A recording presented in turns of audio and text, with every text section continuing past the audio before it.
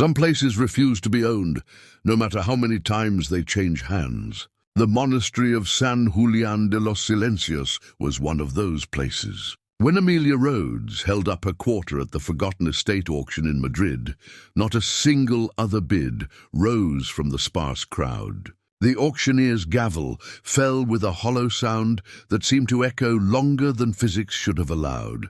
And the deed was hers. 400 years of stone and silence for 25 American cents.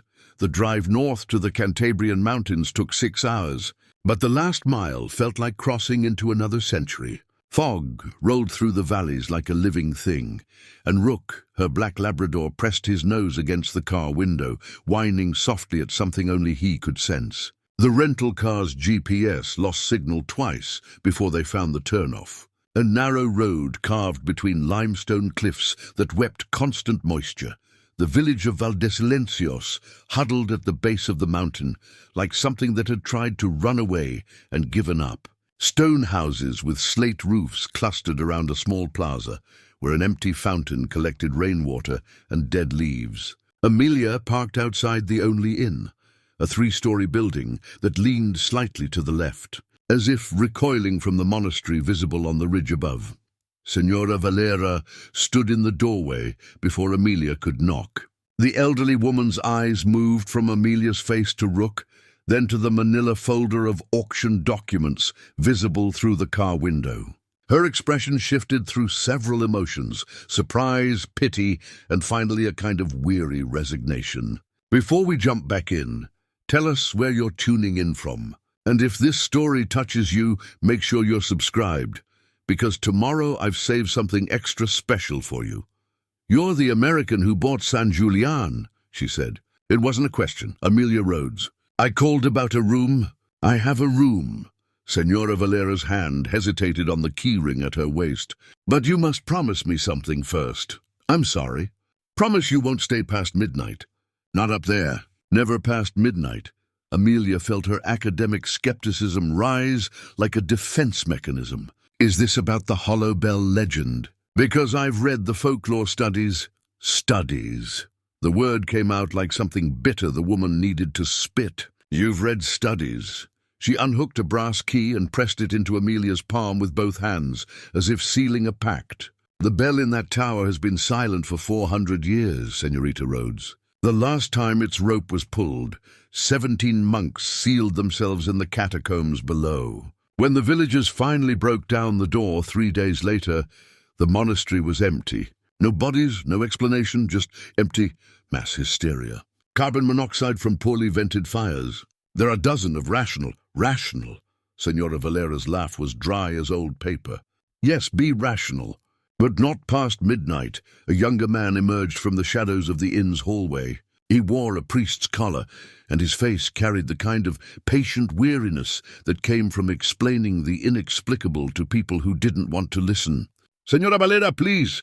"You'll frighten our guest." He extended a hand to Amelia. "Father Ignacio Bellerin. I maintain the Church of Santa Isabel here in the village, and I serve as informal caretaker for San Julián. When I heard someone had finally purchased it—" "You're the one who sent the historical documents to the auction house," Amelia realized. "The partial translation of the Abbey records." "Partial, yes." His smile didn't reach his eyes. "Some things are better left in Latin. Shall I give you a tour tomorrow? The structure is complex. I'd appreciate that. Though I'm quite experienced with medieval architecture. I'm sure you are." He glanced at Rook, who had positioned himself between Amelia and the priest, alert but not aggressive. "Interesting dog. Very observant. He's a retired search and rescue dog. Helps me navigate. I have limited vision in my left eye." "Ah." Father Ignacio's expression softened with what might have been genuine sympathy. "Then he'll be very useful up there. The monastery has many levels, many passages. Easy to get lost, especially when the fog rolls in." He produced a manila envelope from his jacket. "Copies of some Latin inscriptions from the walls. For your safety." "My safety." "Your research." "I meant for your research." But his eyes said safety, and Amelia noticed his hand trembled slightly as he passed her the envelope. The road to the monastery was barely wide enough for the car. Amelia drove slowly, Rook sitting upright in the passenger seat, his attention fixed on something beyond the windshield that she couldn't see. The fog had thickened, reducing visibility to 20 feet. Ancient stone walls appeared and vanished like ghost ships in the mist. The monastery emerged from the fog in pieces. First a corner of wall, then an arch, then suddenly the entire hulking mass of stone and timber. More fortress than holy place. The main entrance was a massive wooden door set into a Romanesque arch. Above it, carved saints gazed down, with faces worn smooth by centuries of wind and rain. Someone, many someones by the look of it, had deliberately chiseled away their features, leaving blank ovals of stone. Amelia parked in what had once been a courtyard. Weeds grew between the cobblestones, and a fountain in the center held only dead leaves and stagnant water. Rook jumped out and immediately began investigating, his nose low to the ground, following invisible trails that led him in circles.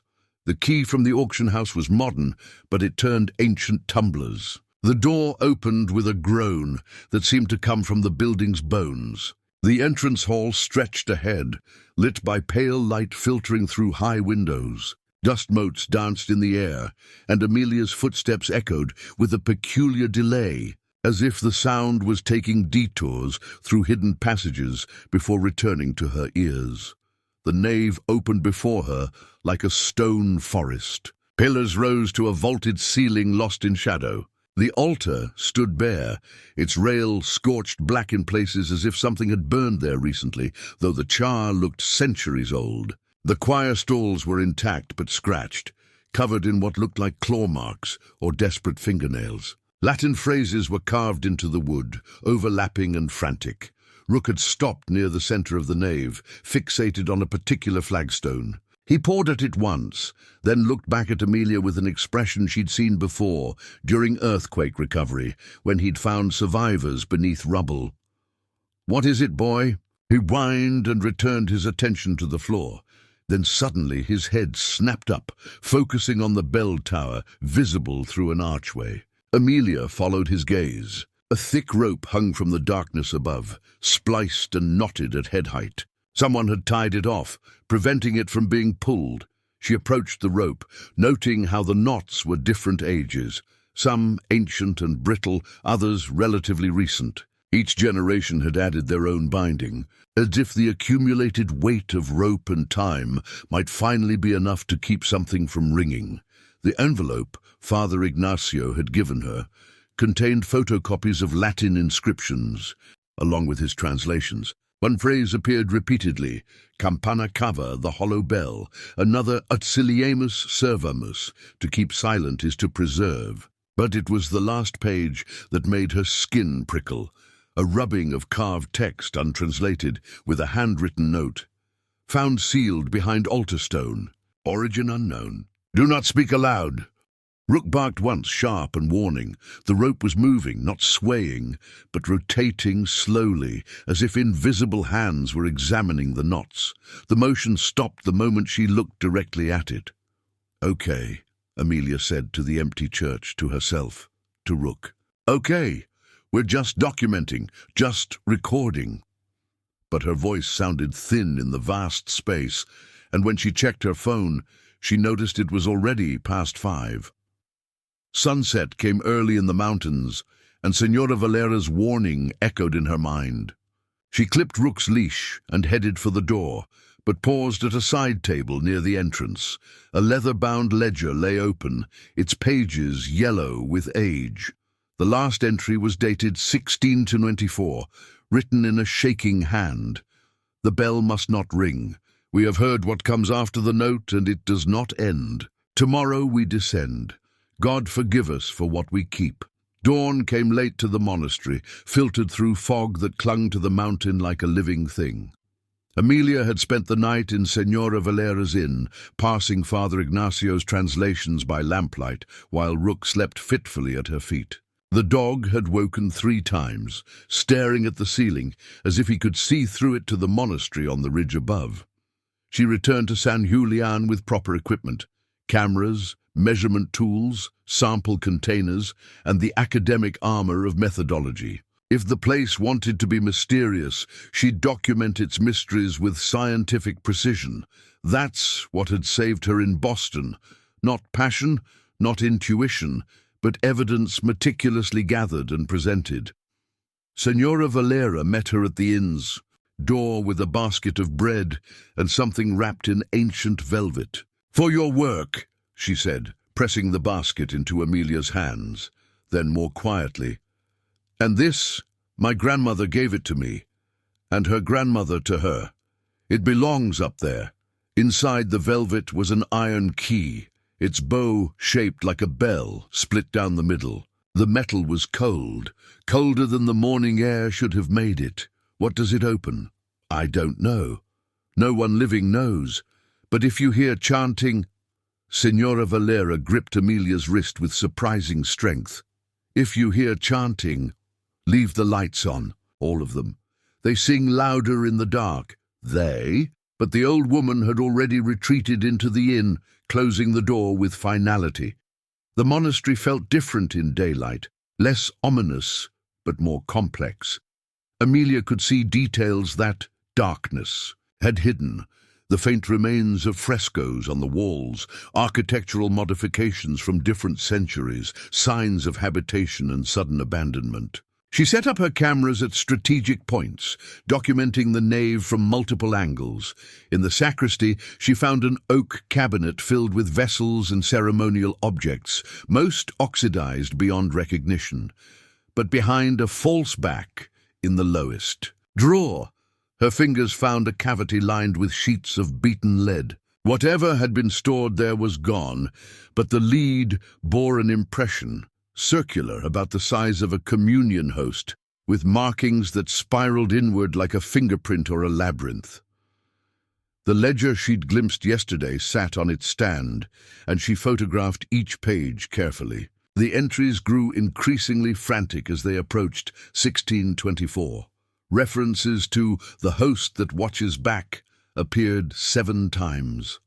A margin note in different ink read, "Brother Mateo has not slept for 5 days. He says he can hear it thinking." Rook had returned to his fixation with the choir stalls. He scratched at one particular spot until Amelia called him back. But when she knelt to examine the wood, she found what he detected: a hairline seam in the floor, almost invisible but perfectly straight, running the width of the nave. She traced it with her fingers, feeling for catches or locks, and that's when she noticed the pattern in the flagstones. What had seemed like random wear was actually deliberate.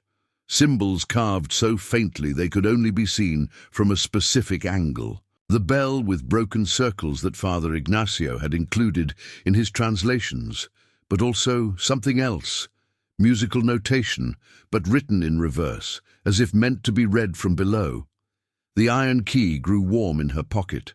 She found the keyhole by accident, or perhaps Rook found it for her. He'd been lying on a particular stone near the altar, and when she asked him to move, she saw the shadow, a darkness that didn't match the surrounding joints. The key fit perfectly, turning with a click that resonated through the floor. Nothing happened for a moment. Then, with the sound of stone grinding against stone, a section of floor began to sink. Not a trapdoor. The entire stone pivoted on a hidden axis, revealing steps carved from bedrock. Cold air rushed up, carrying the scent of centuries-old myrrh and something else, something organic and wrong. Rook backed away, whining, "I know, boy, I know." Amelia set up a work light at the entrance and tested her flashlight. "But this is what we do, isn't it? We find things that want to stay hidden." She thought about Senora Valera's warning about chanting, about Father Ignacio's careful selection of safe translations. She thought about her career, collapsed around a single moment of insisting that a museum's prize acquisition was a 19th century forgery. She'd been right, vindicated by spectrometry analysis, but being right hadn't saved her reputation. This, though, This could be her resurrection. The steps descended 15 feet into a barrel-vaulted tunnel. The walls were carved with Latin text, prayers and warnings overlapping in a palimpsest of desperation. Her light caught on something. Metallic, iron rings set into the stone at regular intervals, as if something had been chained here. Rook followed reluctantly, pressed against her leg, his warmth a comfort in the underground chill. The tunnel opened into a larger space, and Amelia's breath caught. It wasn't just a crypt, it was a library of the dead. Alcoves lined the walls, each containing not books but bones, arranged with disturbing precision. Skulls faced outward, their empty sockets seeming to track her movement. But it was the frescoes that made her hands shake as she raised her camera. They showed the monastery in different eras, but something was wrong with the chronology.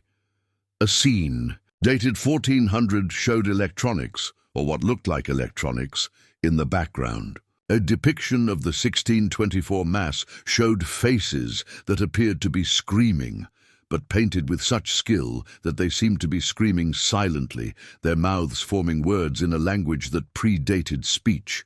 Ut sileamus servamus, she whispered, and immediately wished she hadn't. The words seemed to activate something in the air, a pressure change that made her ears pop.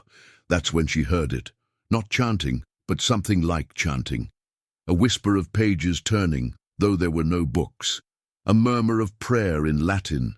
But the words were wrong, reversed, or maybe she was hearing them from the wrong side of time. Rook growled, low and continuous, his hackles raised. He was staring at a section of wall that looked solid, but felt different.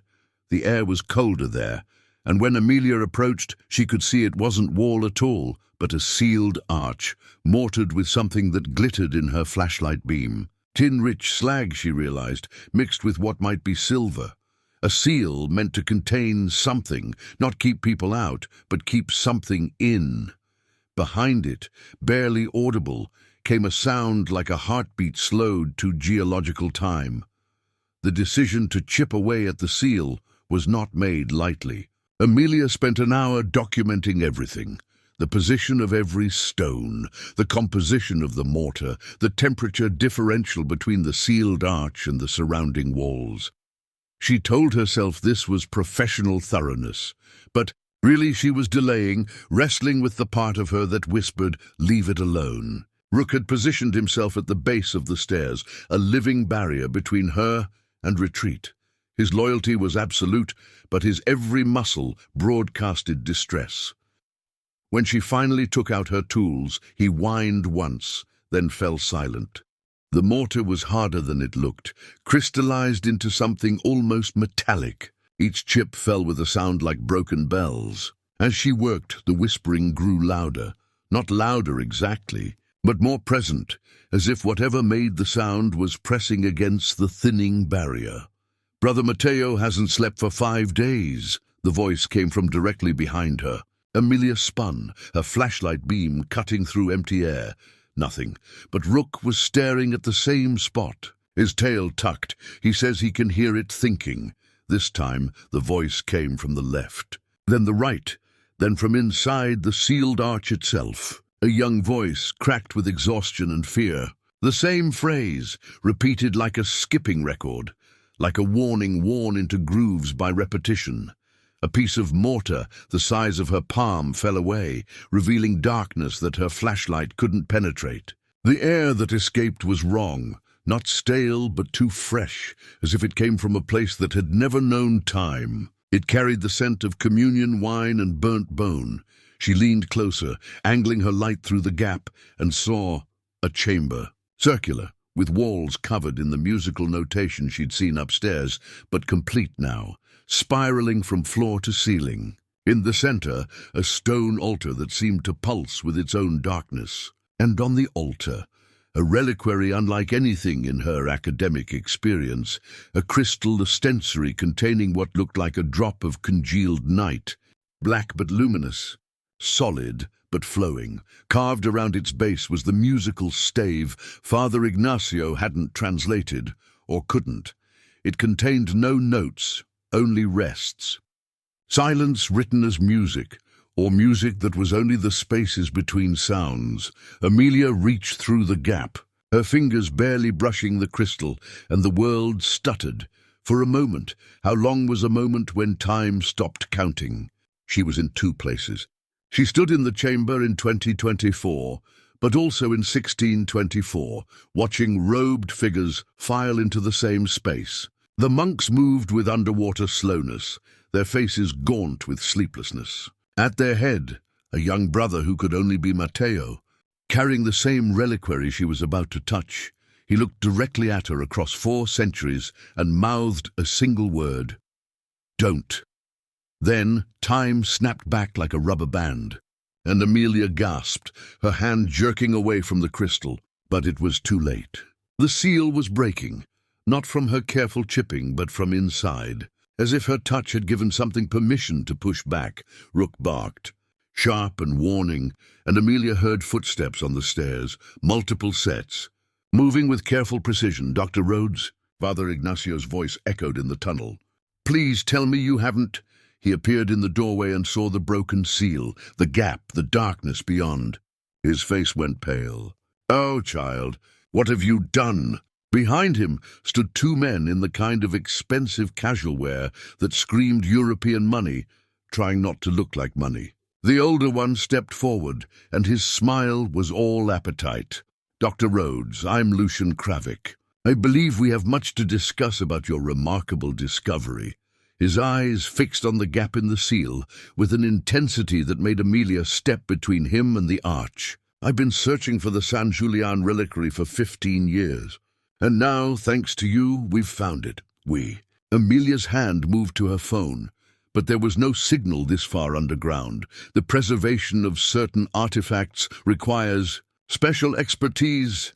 Kravic moved closer and Rook growled. "Father Ignacio has been kind enough to monitor the site for us.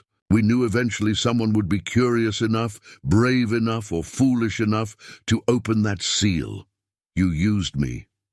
We guided you." His smile widened. The auction, the low price, the partial translations, all designed to attract someone with your particular combination of expertise and, shall we say, career motivation. Father Ignacio wouldn't meet her eyes. "The Order has protected this secret for 400 years. We couldn't open it ourselves. Our vows prevent it. But a secular academic, acting on their own initiative, the host that watches back," Amelia said slowly. "That's what's in there, isn't it? Not a communion host. Something else." "Something magnificent," Kravic breathed. "Do you know what the monks were trying to do? They were composing a mass that would transcend the boundary between the physical and the divine. A liturgy that would literally manifest the presence of God." He laughed, and the sound echoed wrong in the stone space. They succeeded in a way. But what they summoned wasn't quite what they expected. The darkness beyond the broken seal pulsed, and Amelia heard it clearly now, not chanting but something trying to learn how to chant, copying the forms without understanding the meaning. Like an echo that came before the sound that caused it. "We need to reseal this," she said. "Now." "Oh, my dear Dr. Rhodes." Kravic pulled out what looked like a satellite phone, but with modifications she didn't recognize. "We're not here to seal it. We're here to retrieve it. The buyer I represent has been very patient, but patience has its limits. 15 million euros, Father Ignacio. Enough to restore every church in your diocese. Judas got 30 pieces of silver," the priest whispered. "I won't." "You already have." Kravic's companion moved toward the arch with a professional efficiency that suggested military training. "Dr. Rhodes, I recommend you step aside. This will happen with or without your cooperation." Rook made the decision for her. The Labrador launched himself at the man, approaching the arch, not biting but body-checking him into the wall with 70 pounds of momentum. The man went down hard, his head striking stone. In the chaos that followed, Kravic shouting, Father Ignacio praying, the fallen man groaning, Amelia grabbed the reliquary through the gap. The crystal was ice-cold and fever-hot simultaneously, and the moment her fingers closed around it, the world changed. The catacombs breathed. Telling and preparing this story took us a lot of time, so if you are enjoying it, subscribe to our channel. It means a lot to us. Now back to the story. The walls expanded and contracted like lungs. The Latin inscriptions rearranged themselves into words she could suddenly read, warnings and pleas and fragments of a story too terrible for sequential narrative. And underneath it all, that sound, the heartbeat of something that had been waiting 400 years to be heard. Brother Matteo stood beside her, translucent and flickering, his mouth moving in what might have been prayer or might have been screaming. He pointed up toward the monastery above, and she understood. The bell, the hollow bell that had been silent for 4 centuries. It was starting to ring. The bell's ringing was wrong. Not the sound itself, there was no sound, not yet, but the feeling of it, a vibration that bypassed the ears and went straight to the bones. Amelia clutched the reliquary against her chest, and through the crystal she felt something pulse in response, like a heartbeat synchronizing with her own. "Give it to me." Kravik's voice had lost its cultured veneer. "You have no idea what you're holding." "I'm beginning to." The vellum wrapped around the base of the reliquary was brown with age, but the Latin was clear. "Ring not the hollow bell, for it rings alone." She looked at Father Ignazio. "That's what they discovered, isn't it? The bell doesn't need anyone to ring it. Once it starts, it doesn't stop." The priest had backed against the wall, his face the color of old parchment. The monks thought they could capture the divine presence, contain it in a single, perfect note. But what they caught wasn't divine. It was the space between divine and mortal, the pause between heartbeats, the silence that comes before creation and after ending. The fresco on the chamber wall was moving. Amelia watched, transfixed, as painted monks turned from their altar to face outward. Their mouths opened in silent screams or songs, impossible to tell which. One figure, younger than the rest, looked directly at her with eyes that held too much awareness for mere paint. Brother Matteo materialized beside her, more solid now, as if the relic's presence gave him form. His lips moved, and this time she heard him clearly. "Keep it covered. Keep it dark. The light makes it hungry." Kravik's injured companion had recovered enough to stand. Blood ran from a gash on his temple, but his eyes were focused, professional. "Sir, we need to extract now. The locals will have heard. The locals know better than to come here after dark." Kravik pulled something from his jacket, a syringe filled with luminous green liquid. "Dr. Rhodes, this is a mild sedative. You're going to feel overwhelmed by what you're experiencing. Let us help you." Rook's growl deepened, and Amelia felt the dog's weight shift as he prepared to attack again. But it was Father Ignazio who moved first, stepping between Kravik and Amelia. "Enough." His voice carried an authority she hadn't heard before. "This has gone too far. I agreed to watch, to wait, to report. I didn't agree to this. You agreed to serve the greater good, Father. Think of what we could learn from it. Think of the questions it could answer. I've read the ledgers. I know what questions it answers." Ignacio's hand went to his collar, fingers tracing the crucifix there. Brother Matteo asked the same questions. He got his answers. They drove him to seal himself in these catacombs rather than live with what he'd learned.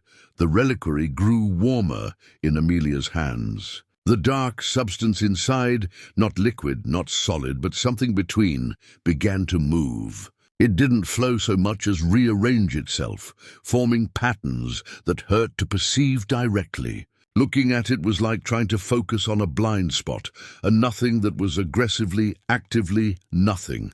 "The lantern," she said suddenly. "In the chamber." The flame, she turned to look through the gap in the seal. The work light she'd set up was still on, but its beam was bending, curving around the altar, as if space itself had developed a different opinion about geometry. And there was something else, a shadow that didn't match anything casting it, moving independently along the walls. "We need to leave," Father Ignazio said. "Now!" Before, the shadow erupted from the chamber, not darkness, but an absence of light so complete it made darkness look bright by comparison. It flowed over Kravik's companion, And for a moment, the man existed in two states, standing and falling, screaming and silent, present and absent. Then he collapsed, aging decades in seconds, his hair white, his skin papery, his eyes filled with the kind of knowledge that breaks minds. Kravik backed toward the stairs, his confidence finally cracking. "What is that thing?" "Time," Amelia heard herself say. Compressed, distilled, made solid. The monks captured the moment between moments, the pause between the note and its echo. They thought it was God's silence, but it was just silence, and silence is hungry.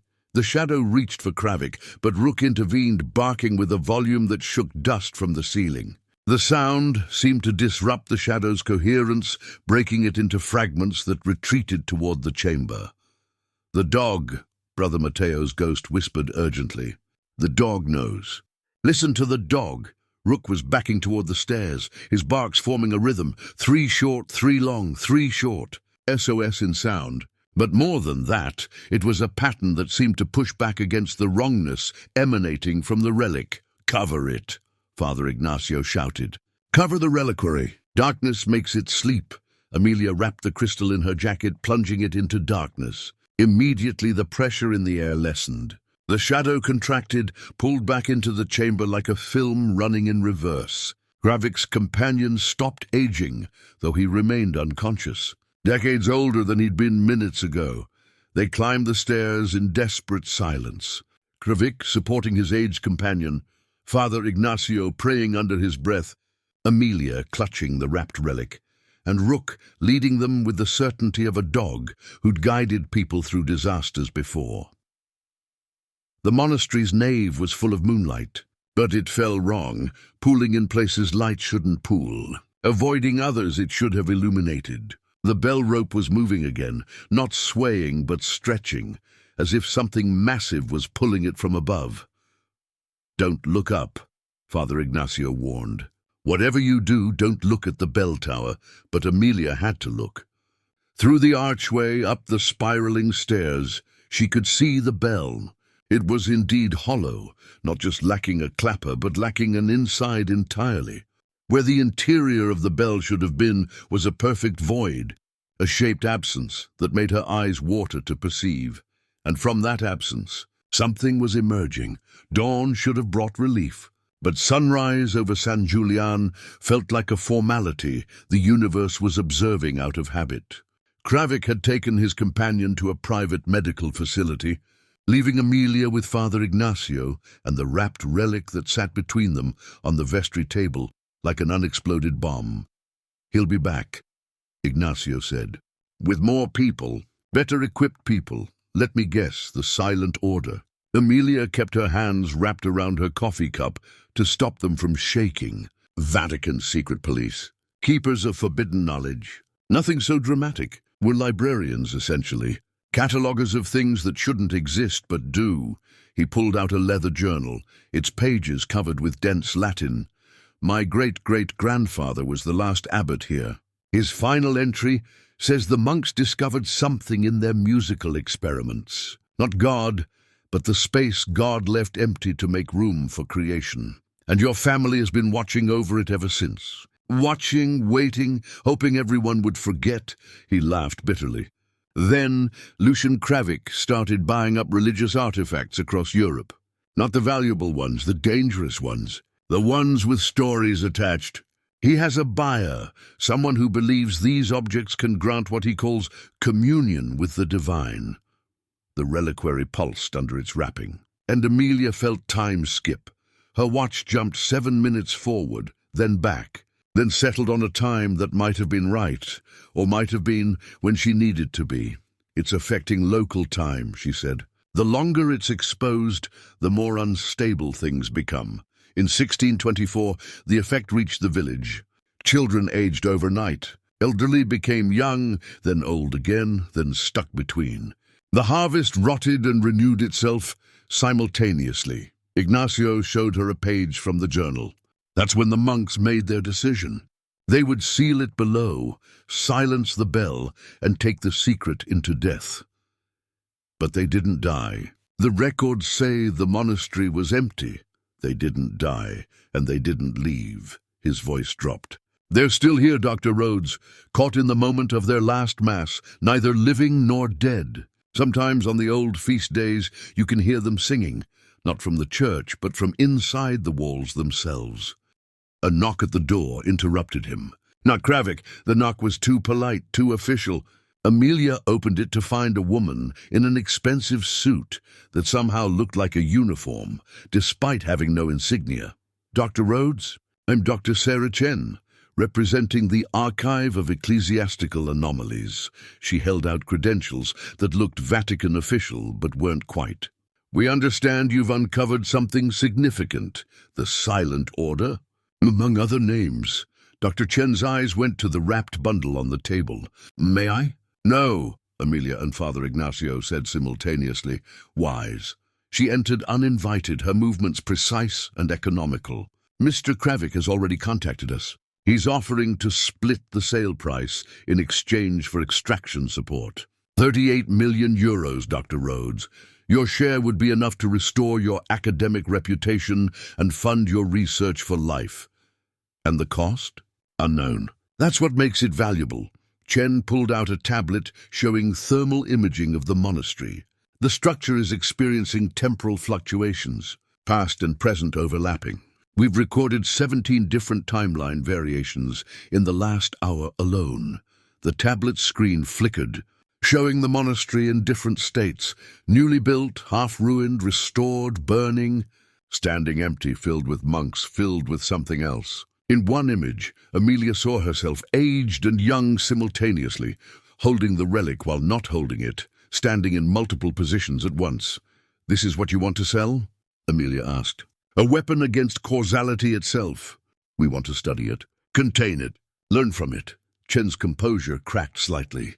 Do you know what the inscription around the reliquary actually says? It's not music, it's mathematics. A formula for calculating the space between seconds. The monks discovered something fundamental about the nature of time, and they tried to capture it in crystal and prayer.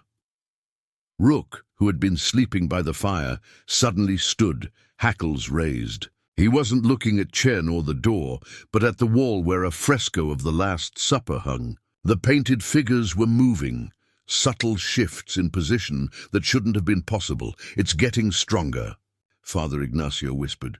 Chen's tablet started showing real-time footage from cameras they'd apparently placed throughout the monastery. In the bell tower, the void inside the bell was expanding. In the catacombs, shadows moved independently of any light source. In the nave, footprints appeared in the dust, dozens of them, walking patterns that suggested a procession that hadn't happened yet or had happened centuries ago. We need to make a decision, Chen said. Every minute we delay, the effect spreads. The village is already experiencing temporal echoes. If this reaches the valley, I know. Amelia unwrapped the reliquary partially, just enough to see the dark substance inside. It had formed a new pattern, a perfect spiral that seemed to descend infinitely inward. Looking at it was like falling without moving. But selling it won't solve the problem. It'll just relocate it. Then what do you suggest? Before Amelia could answer, Kravik returned. But he wasn't alone. Behind him stood 3 men in tactical gear and an elderly priest whose presence made Father Ignacio drop to his knees. Cardinal Toretti, Ignacio breathed. Rise, my son.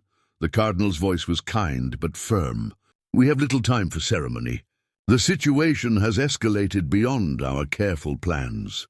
He looked at Amelia with eyes that held centuries of institutional knowledge. Dr. Rhodes, you hold in your hand something that should not exist. The question now is whether you have the wisdom to do what must be done, which is complete what the monks started. The cardinal pulled out a vellum scroll, far older than anything Amelia had seen in the monastery. The ritual of silence. They began it but couldn't finish. The relic's influence drove them into the walls before they could speak the final words. But you're not bound by their vows or their faith. You can end this. Or, Kravik interjected, we can extract it now, contain it properly, and learn from it. Think of the advances, the knowledge, the power. His words were cut off by a sound from above, not the bell ringing, but the absence of the bell ringing, a silence so profound it had its own frequency. The building shook, dust falling from the ceiling. Through the window, Amelia could see the bell tower swaying, not from wind, but from something inside pushing outward. "Choose quickly, Dr. Rhodes," the cardinal said. "The boundary is failing. Whatever the monks summoned is about to finish arriving." The decision to attempt the ritual came down to mathematics, not faith. Amelia spread the cardinal's scroll across the altar, weighing down its corners with stones from the scattered rubble. The Latin was archaic, but the diagrams were clear, geometric patterns that described the relationship between sound and silence, and time and the spaces between time. "It's a standing wave," she said, understanding flooding through her. The monks created a standing wave in time itself. The relic is the node, the point where the wave cancels itself out. "Precisely," the cardinal nodded approvingly. "But a standing wave requires continuous energy to maintain. For 400 years, the monastery has been that energy source, slowly degrading, slowly failing. Now you've disrupted the balance." They set up the ritual space as dusk approached, the worst possible time, Chen had protested, but the cardinal insisted. "Twilight is when boundaries are thinnest. If we're to reach through to where the monks are trapped, it must be now. 4 cameras at cardinal points. 2 metronomes on either side of the altar set to different speeds. The relic placed where the diagrams indicated, still partially wrapped but exposed enough to interact with its surroundings." Kravik watched from the side chapel, his mercenaries flanking him, everyone waiting to see who would survive the next hour. As the last natural light faded from the windows, the effect began. The metronomes, set to different rhythms, started to synchronize. Not speeding up or slowing down, but finding a third rhythm that shouldn't have existed, a beat that fell between their mechanical ticks. The sound made Amelia's teeth ache. "Now," the cardinal said. "Speak the words," but it wasn't Amelia who spoke first. From the walls, from the air itself, came voices, 17 monks singing in Latin, their harmony 4 centuries old, but fresh as morning. They materialized slowly. Translucent figures in rough robes standing in a circle around the altar. Their eyes were closed, their faces gaunt with exhaustion and ecstasy combined. Brother Matteo stood apart from the others, more solid, more present.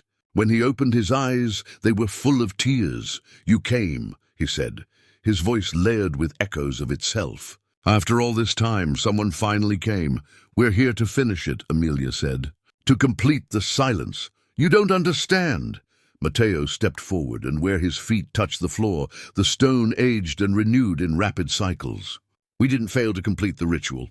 We succeeded. The silence we created was perfect, too perfect. It wanted to grow, to encompass everything.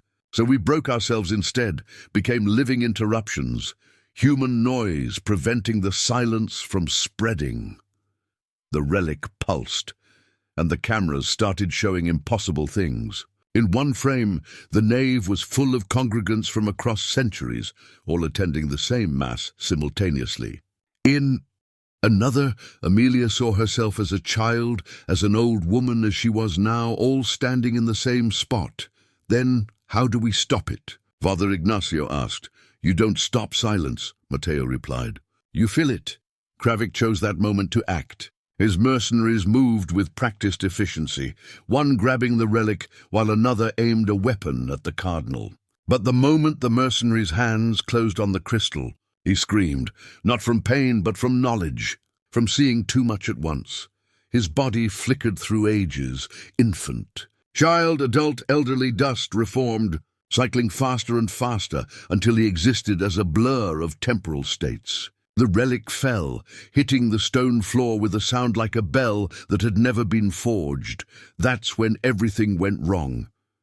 The hollow bell responded to its counterpart, the bronze void in the tower resonating with the crystal void on the floor. The sound they made together wasn't heard, but felt, a vibration that turned bones into tuning forks. The monastery walls began to breathe, expanding and contracting like a massive lung. Rook barked, not in warning but in pattern, the same SOS rhythm he'd used in the catacombs. Amelia understood suddenly what he'd been trying to tell her. Not a call for help, but a disruption, a pattern that broke the perfectness of the silence. "Make noise," she shouted. "Everyone make noise." Sing, shout, anything. Fill the silence before it fills everything. The response was chaotic. The cardinal began chanting in Latin. Father Ignacio sang a hymn. Chen barked orders into her radio. Even Kravik, seeing his prize destroying itself and everything around it, began shouting commands to his remaining men. But it was Rook whose sound mattered most. His barking created a rhythm that the human voices could follow, a pattern that gave shape to their noise. The ghost monks joined in, their 400-year-old chant mixing with the modern chaos. Brother Mateo stood next to Amelia, his translucent hand over hers as she reached for the relic. "Together," he said, "the living and the dead, the past and the present. Make a new silence, one that includes the noise." She grasped the crystal and time exploded. Amelia existed in 17 moments simultaneously. She was 8 years old, finding a dead bird and wondering where its song went. She was 35, standing in the Boston Museum, pointing at the forged manuscript while her career crumbled. She was now, whenever now was, holding a piece of crystallized time while the universe tried to decide what order events should happen in. Through it all, Rook's barking anchored her, a steady rhythm that gave her scattered consciousness something to follow back to a single present. The monastery had become a temporal battlefield. Chen's organization, the real silent order, not the Vatican watchers but something older, stranger, had arrived in force. They wore hazmat suits, modified with what looked like clock faces on the chest, each showing a different time. They moved through the chaos with practiced efficiency, setting up containment devices that hummed with electromagnetic fields. "Temporal quarantine protocol," Chen announced, her voice carrying despite the chaos. "Everyone remain in your current temporal state. Do not attempt to move through the time streams." "Bit late for that," Amelia gasped. She could feel herself aging and growing younger with each heartbeat, her body uncertain which decade it belonged to. Inspector Rios of the Guardia Civil had arrived with a contingent of local police, but they'd stopped at the monastery entrance, staring at a building that was simultaneously new, ancient, burning, restored, and several states that architecture shouldn't achieve. Rios himself stood at the threshold, his hand on his service weapon, trying to process a crime scene that existed in multiple time periods. "Jurisdiction is complicated," he said slowly. "When the crime hasn't happened yet, and happened 4 centuries ago." The cardinal produced documents that predated Spain itself, claiming Vatican sovereignty. Chen countered with UNESCO heritage site protections. Gravik waived contracts that technically didn't exist yet, but would in several possible futures. And through it all, the relic pulsed its non-rhythm, each pulse threatening to tear causality apart entirely. Father Ignacio had found his ancestors' true ledger hidden in the pulpit's hollow base. The leather binding was impossibly old and impossibly new, its pages chronicling events that hadn't happened yet alongside others that had been erased from history. "Listen," he said, reading from the final entry. "The midnight mass of rests, a ritual not to create silence, but to give it shape. The brothers understood at the last. Pure silence is annihilation, but shaped silence, silence with boundaries. Silence that includes the spaces for sound that can be contained. The bell," Brother Mateo said, his ghostly form flickering between visibility and absence. "We tried to make it hollow to hold the silence. But a bell without a voice is just a cage. It needs something inside, not a clapper but a counterbalance." Amelia understood. "The relic, it's not meant to be kept separate. It's meant to go inside the bell. They're two halves of the same thing." "Absolutely not," Kravik protested. "That artifact is worth—" His words were cut off as one of his mercenaries, aged to dust, reformed as a young man with no memory of why he was there. The temporal effects were spreading, reaching the village below. Through the windows, they could see lights flickering in impossible patterns, candles, Electric lights, fires, and illuminations that wouldn't be invented for decades appearing and disappearing. "We're running out of time," Chen said. "Or perhaps we have too much of it." The decision came down to a vote, which was complicated by the fact that some voters existed in multiple temporal states simultaneously. But in the end, even Kravik agreed. The situation had spiraled beyond profit into survival. They formed a procession, the living and the dead, the past and the present, moving toward the bell tower. The stairs existed in several dimensions at once, so they climbed by faith rather than physics. Rook led the way, his presence somehow more stable than the humans, as if 4 legs gave him better purchase on unstable time. The bell tower was a maelstrom of temporal energy. The hollow bell hung in its frame, but also lay broken on the floor and stood newly forged, and existed in states bronze had never achieved. The void inside it had grown, a shaped absence that pulled at everything around it. "How do we get the relic inside?" Amelia asked. "The void will destroy anyone who tries." "Not anyone," Brother Matteo said. "We're already destroyed. We exist between states. We can carry it." The 17 ghost monks formed a circle around Amelia. She held out the relic, and Matteo's translucent hands closed over hers. The sensation was indescribable, touching someone who existed 400 years ago, and never and always. "Together," he said again. The monks moved as one, carrying the relic toward the bell. As they approached the void, their forms began to solidify, not becoming alive again, but becoming real in a way that transcended life and death. They were fulfilling their purpose, completing the ritual they'd started 4 centuries ago. The moment the relic entered the hollow bell, the world held its breath.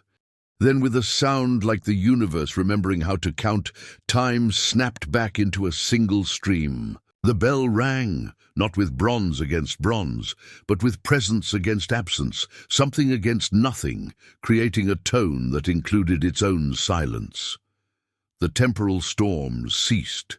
The monastery solidified into a single state, old, damaged, but undeniably present. The ghost monks faded, but peacefully this time, their faces showing relief rather than anguish. Brother Matteo remained a moment longer, just long enough to nod at Amelia and mouth 2 words. "Thank you." Then he too was gone, leaving only a whisper of incense and a sense of completion. The attic was colder than the rest of the house, though the October air outside was still. Dust drifted like slow-falling snow in the beam of Anna's flashlight as she and Caleb ascended the narrow stairs. The door at the top was locked from the outside, 3 bolts, rusted but deliberate. Caleb forced the latch open with a crowbar, the metal shrieking in protest. The smell hit first, antiseptic and mildew, overlaid with something faintly sweet, like spoiled medicine. The room beyond was smaller than Anna expected. A single hospital bed sat against the far wall, its iron frame still tethered with cracked leather restraints. A metal tray of surgical tools rested nearby, their surfaces dulled with rust. On the walls hung torn wallpaper covered with crude drawings in crayon, stick-figure children, a sun, a crooked house with barred windows. Anna moved closer, her pulse rising. "She kept someone here," she murmured. Caleb's jaw tightened. Someone she didn't want getting out. A small table beside the bed held a stack of letters, each folded and written in shaky, uneven handwriting. The signatures were all the same, LM. The first read like the ramblings of a frightened child. "Dear Evie, I was good today. I didn't scream when the light hurt my head. Will you let me outside soon? Please tell the voices to stop whispering my name." Anna read the line twice. Evie. No one but family ever called Evelyn Mercer that. She scanned the next letter, trembling. "Dear sister, the doctors say I'm getting better, but the noises still come from the walls. You said they were only memories, but they feel alive. They tell me secrets. They tell me what we did." Anna sank into the chair by the bed. The air felt heavier now, every breath thick with history and guilt. "Lydia Mercer," she whispered. "Her sister." Caleb crouched beside her, his face grim. "The one from the files." Subject LM, yes. Anna's voice was small. She wasn't just a patient. Evelyn brought her back here. She kept her. The revelation cracked something deep inside her, the final fracture in the fragile image of her grandmother as a benevolent caretaker. Evelyn hadn't simply experimented on children. She had imprisoned her own blood. In the corner of the attic stood a reel-to-reel recorder, coated in dust but still intact.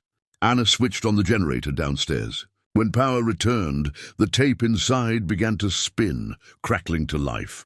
First came Evelyn's voice, calm, clinical, distant. Day 104. Lydia responds to auditory prompts with mimicry. She repeats children's laughter and crying, often indistinguishable from the original recordings. I believe she retains fragments of memory from exposure sessions. Continuing observation, then a new sound. Laughter, high and bright, unmistakably a child's, yet strained, like an echo forced through pain. It shifted suddenly into weeping. Caleb flinched. That's her? Anna couldn't answer.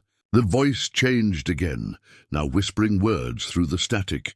Evie said I could play. Evie said I was good.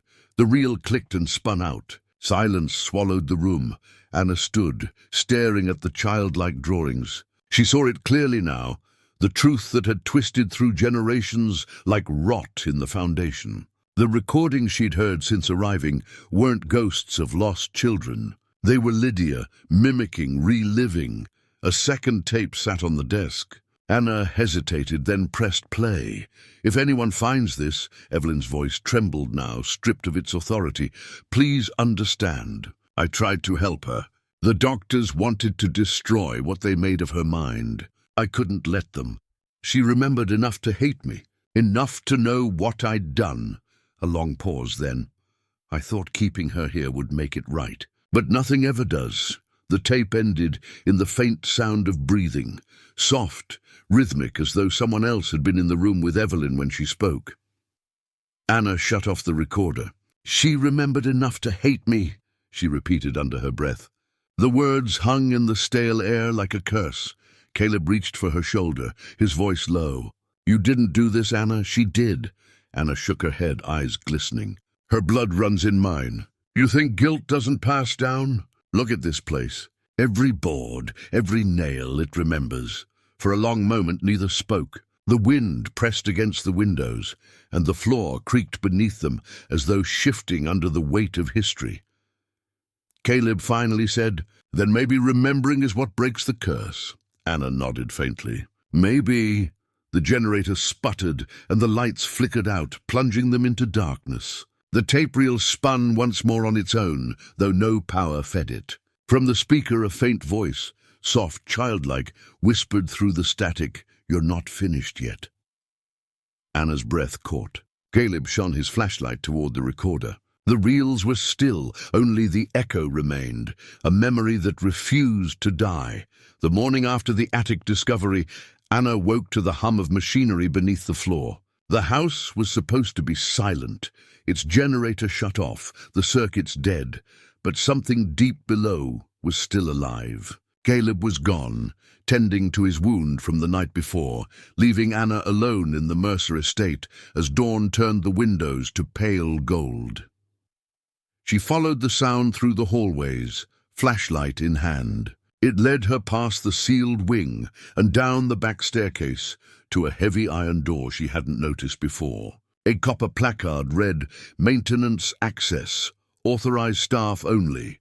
She forced it open, revealing a narrow stairwell spiraling into the earth. At the bottom was a small chamber lit by the dim glow of computer screens. Dust coated the equipment, but the monitors were still running, an array of security feeds showing rooms throughout the house, including the attic. The last image froze Anna's blood. Footage of her and Caleb from the night before, time-stamped 12:04 a.m. From an angle no one should have been able to record. Someone had been watching. Recently, she scanned the desk, her hands trembling. Among the cables and flickering screens lay a metal lockbox. Inside, she found a stack of sealed folders marked Greaves Foundation, Continuation Protocol, and a small external hard drive wrapped in paper. The note on top read, "To the successor. If you are reading this, the experiment was never truly buried. What began in 1934 became the cornerstone for cognitive resilience studies in 1971, and later adaptive compliance models under private contract. The Hollow Home was only the first site.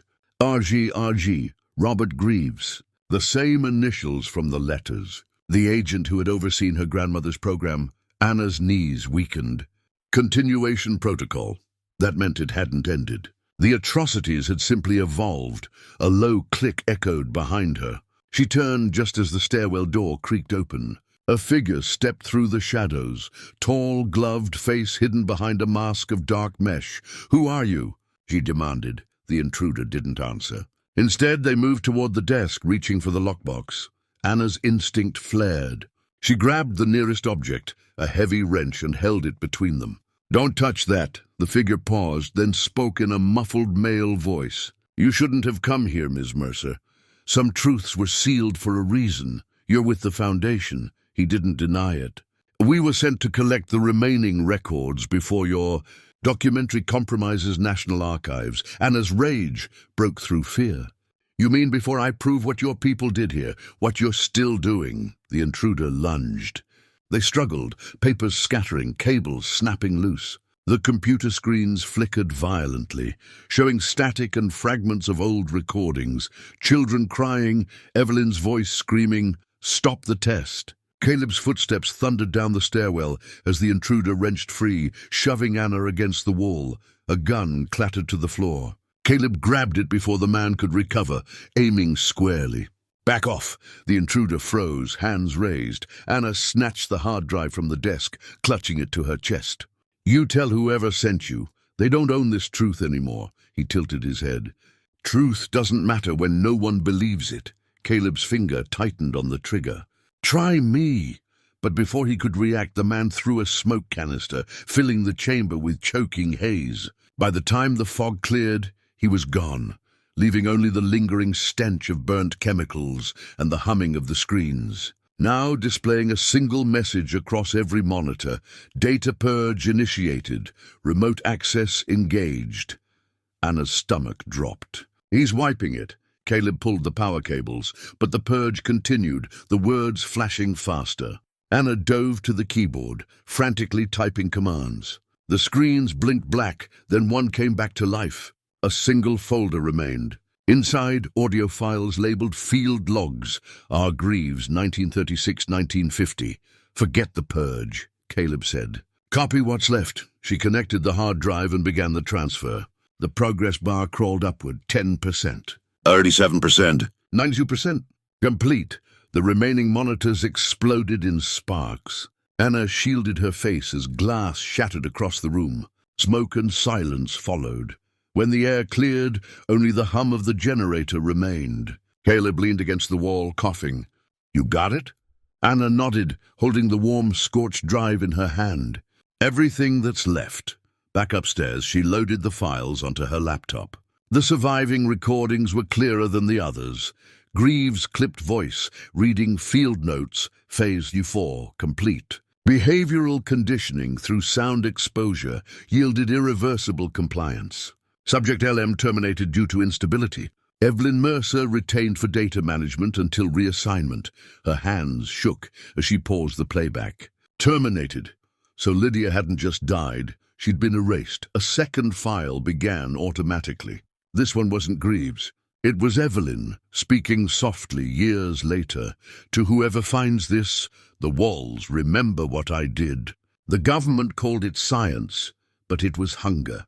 Hunger to control, to correct, to cleanse. I tried to stop it, but the blood was already in the mortar. "Anna, if this reaches you, know that I left the final proof where it all began. The ledger. The one they could never burn. The ledger," Anna whispered. "She hid it," Caleb frowned. "Where?" She stared toward the main hall, memory flashing of the children's drawings beneath the wallpaper, of faint outlines like pages pressed into plaster. "In the walls." Thunder rolled outside, shaking the windows. The Hollow Home groaned, as if waking from a long sleep. Anna clutched the drive. "Then we finish this. We tear this place open. Caleb nodded grimly. Let's bring the whole truth to light. And somewhere deep within the estate, beyond the sealed corridor, a faint voice, neither mechanical nor human, whispered through the vents, "Find the ledger." The storm broke over the hollow home like judgment. Rain battered the roof, wind howled through the eaves, and every thunderclap made the old estate shudder, as if trying to shake off its sins. Anna stood in the main hall, soaked and trembling, staring at the gaping wound in the wall. The plaster had been stripped away, the wooden beams split open, and there, behind layers of decayed wallpaper and dust, lay a narrow cavity, sealed long ago and forgotten. Inside rested a small tin box, rusted at the corners and bound with string.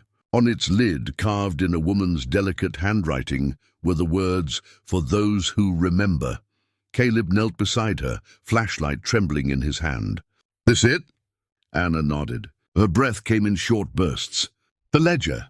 Evelyn said they could never burn it." She pried open the lid. Inside was a stack of brittle, yellowed pages, handwritten names, dates, and numbers. But these weren't just the records of the children who vanished. Mixed among them were receipts, letters, and signatures bearing the seals of federal departments: health, welfare, psychological advancement.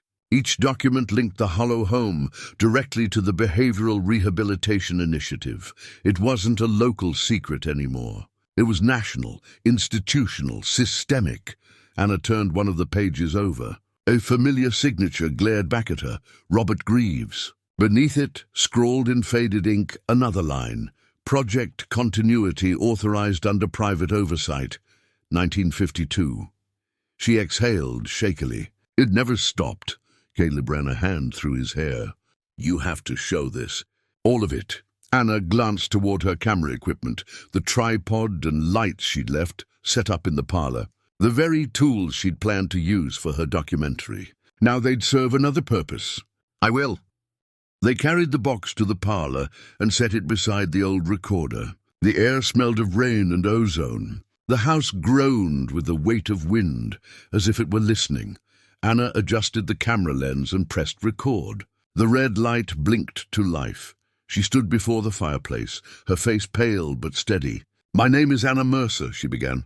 "This house, the Hollow Home, was once a rehabilitation center for children during the 1930s. My grandmother, Dr. Evelyn Mercer, directed the program under the supervision of Agent Robert Greaves. What they called behavioral reform was psychological torture. 26 children disappeared. Their deaths were hidden by federal orders and rewritten as medical failures. Her voice wavered for a moment. She steadied herself. "This ledger is proof. These documents tie the Mercer estate, the Greaves Foundation, and federal sponsors together in what became known as the Behavioral Rehabilitation Initiative. These were not isolated crimes. They were sanctioned experiments carried out on orphans, America's forgotten children, during the Great Depression." Caleb sat quietly by the window, listening, watching her reclaim her voice. Anna lifted one of Evelyn's recordings, the final one. She set it into the reel-to-reel and pressed play. "To the one who inherits." Evelyn's voice trembled through the static, frail yet deliberate. "I tried to undo what they made of us. Lydia, the children, myself, we were all part of it. They told me it was mercy. But mercy without conscience is cruelty. I kept the records because I believed the truth should survive, even if I could not. To whoever comes after, end the silence. Let them rest." The tape clicked and stopped. Anna looked directly into the camera. Her tears caught the light like glass. "This is my inheritance, not wealth, not legacy, but responsibility. My family helped build a lie, and I'm here to tear it down. If you're watching this, share it. Remember their names." She opened the ledger to a page filled with small, careful handwriting, each name written by a child's hand. Sarah Whitman, Thomas Beck, Little Mary, Lydia Mercer. Her voice broke. "And the rest who never got to grow up." Caleb rose slowly, placing a hand on her shoulder. "You did it, Anna. You gave them a voice." She shook her head softly. "No, they always had one. I just finally listened." Outside, the rain began to fade. A calm settled over the estate, strange and fragile. as if the house itself were exhaling after decades of holding its breath. They sealed the box in a waterproof container and drove it to the nearest town, delivering it to a journalist Anna trusted, a former colleague from Boston. The evidence, the recordings, the confession, all of it would be copied and archived across multiple servers before sunrise. When they returned to the Mercer estate, the storm had passed. The sun broke faintly through the clouds, spilling pale gold across the rotting porch. Anna lingered at the threshold one last time. She turned on her camera and recorded a final shot, her own silhouette framed by the doorway, the hollow home looming behind her. Her voice was calm, resolute. We inherit more than names. We inherit the choices of those before us. But what we choose to do with that inheritance, that's what defines us. She switched off the camera. As she and Caleb walked down the muddy drive, a faint sound drifted from the open window above, the laughter of children, light and distant, carried by the wind. Not mocking, not trapped, free. Anna stopped and looked back. The house stood still, its windows glimmering in the morning light. For the first time since she arrived, it looked less like a tomb and more like a memory being released. Caleb said quietly, "Think that's them?" Anna smiled faintly. "I think it's everyone who refused to be forgotten." They turned toward the road, leaving the hollow home behind as the clouds parted completely. The camera, still rolling on the parlor floor, captured the last frame, the ledger's cover closing itself.